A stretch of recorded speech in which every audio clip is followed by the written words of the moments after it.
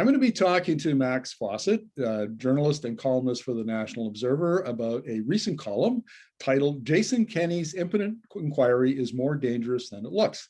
Now, of course, what Max is talking about is formally called the Public Inquiry into the anti-Alberta energy campaigns, and it's headed up by Calgary forensic auditor Steve Allan. It was called by Premier Jason Kenney of Alberta.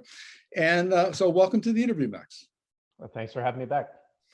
Well, look, we got a lot of ground to cover because both you and I have worked on this story for 2 or 3 years now. But so why don't we start with an overview of your column, please?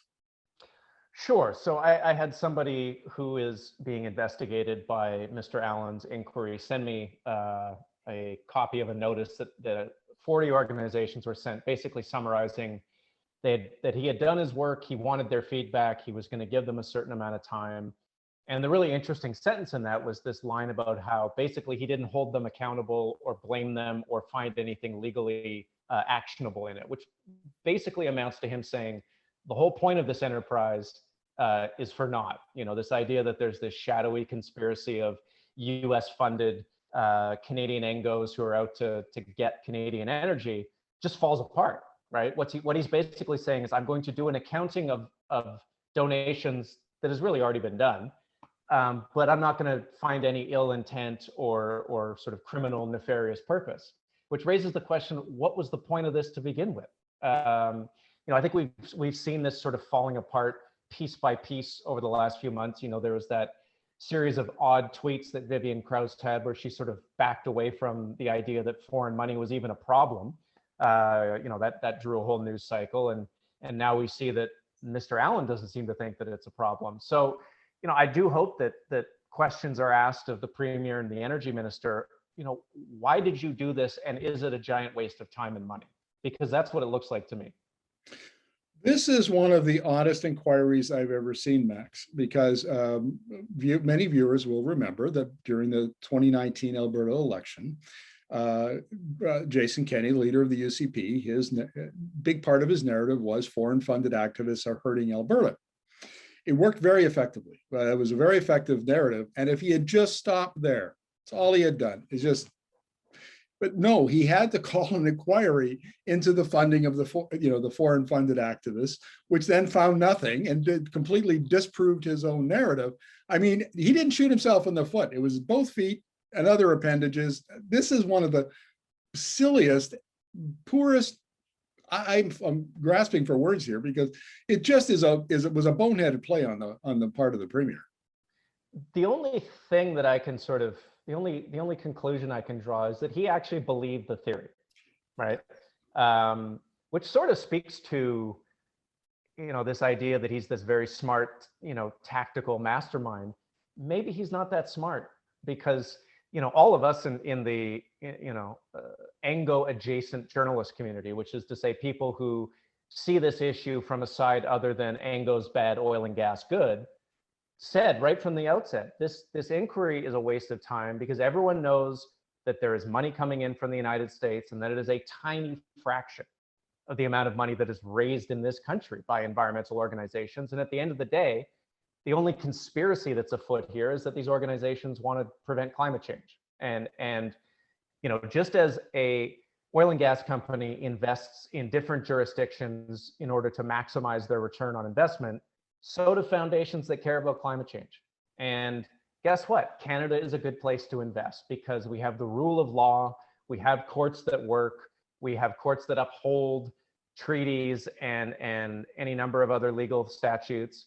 And you're gonna get more bang for your buck there than you will in Saudi Arabia, Russia, even the United States. And it's funny, this ethical oil argument always gets trotted out, but it is the ethicality of our system that makes it such a great place for these organizations to invest their capital. So, you can't have it one way without the other. Keith Stewart from Greenpeace was on Twitter today saying that he trotted out some numbers, some of the funding that they have had, and showed that during the period when the tar sands campaign was active, which is roughly 2009 to 2019, there was actually far more money given to Greenpeace by Albertans to fight against oil pipelines than there was by American foundations given to the tar sands campaign. And this is the kind of information that we wouldn't have had it not been for the inquiry raising this, and giving people like Keith Stewart a forum. Yeah, I mean, like you said, this is a masterpiece of self-injury on the part of Jason Kenney. But I don't think we can overlook the fact that this nuisance campaign took hundreds of thousands of hours, many thousands of dollars by a lot of these organizations who had to fight this, who are fearful of their reputation and what would happen if a government inquiry delivered findings against them. And this is time that they could have spent fighting climate change. This is time that they could have spent investing in campaigns to raise awareness about climate change. So, like I said in the column, yeah, it was impotently executed, and we see that now that it's come to nothing. But for the people and the organizations that were targeted by this, it's not nothing. It was 2 years of their careers, their lives that they had to really worry. I don't think we can overlook or dismiss that as just the cost of doing business or collateral damage. I think we have to hold the Kenney government to account for all the time and money they've wasted here chasing down a rainbow that anyone with even a rudimentary understanding of the situation knew did not exist. Well, you made another point that I think is really valid, and that is that it doesn't matter what the Allan inquiry said. There's a whole ecosystem, including people on the government payroll, that are going to weaponize his findings in one way or another anyway to continue to attack environmentalists and anybody else who isn't a booster of pipelines and crude oil. Yeah, exactly. Steve Allan will be very careful. He's a professional. He has professional ethics. He's not going to come out and he's made that clear in the letters he sent to these organizations. He's not going to point to a smoking gun, but his careful documentation of money flows will then be weaponized by, Ezra Levant or Canada Free and Proud or Proud and Free or whatever they're called now. And all this other ecosystem of right-wing organizations, which ironically are funded by Americans. Goodness, if the NDP gets back into power in 2023, and I said this in my column, but look, fair game for them to call an inquiry into foreign funding of conservative AstroTurf groups and find out where their money's coming from and find out how much money they're getting from the Koch Foundation and the Bennett Foundation and any number of other conservative right-wing groups in the United States. Because Jason Kenney opened this Pandora's box. He does not get to close it. If I was one of those groups, I'd be a little anxious about this right now because this could come back to haunt them. I think there are a lot of people who are deeply frustrated by all the time and energy this has taken up, and they will want a piece of payback. And I don't think I could blame them after the frustration they've gone through. How big a political hit will Jason Kenney and the UCP take when the results come out, and they clearly will not be what he had intended, because he's essentially weaponized this inquiry from the beginning, right? I mean, it's Professor Martin Olshinsky from the University of Calgary has made this point many times, is that public inquiries aren't supposed to be prejudged. The premier isn't supposed to talk publicly about the inquiries, as if the conclusions is foregone. So how big a political hit will he take, do you think? I'm honestly not sure he'll take any hit. I think the people who understand what a farce this is and the damage it's done are people who are already inclined not to support this government. I think if you polled constitutional law professors and environmental, employees of environmental NGOs, I think the UCP would be polling at about 1%.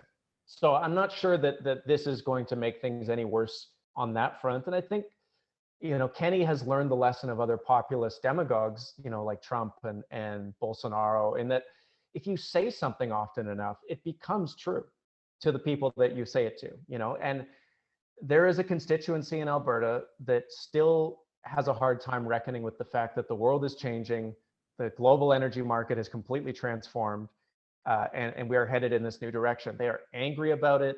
They want the mid-2000s back when we were building oil sands plants by the dozens, it feels like, and they need someone to blame for that. And, it just reminds me of Trump in the Rust Belt. You had the Democrats telling people the truth, which is that the world has changed, trade agreements and whatnot have made these factories uncompetitive.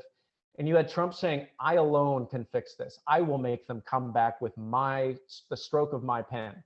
And Kenney kind of has the same approach. And look, we saw the results in 2016. If people are given the choice between smart people telling the truth and a demagogue offering hope, even false hope, they will take the hope.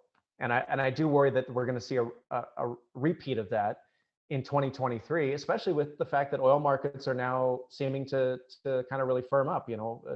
WTI is trading above 70. I keep hearing calls from banks for $100 at some point. I do think Kenney can spin another story about how, once again, it's the eggheads and the environmentalists and Trudeau who's holding us back from our true potential here. And I got to say, the NDP better come up with a better counterattack for that than the one they've got right now. Well, Max, always appreciate your insights into these things. Thank you very much for this. Thanks for having me on.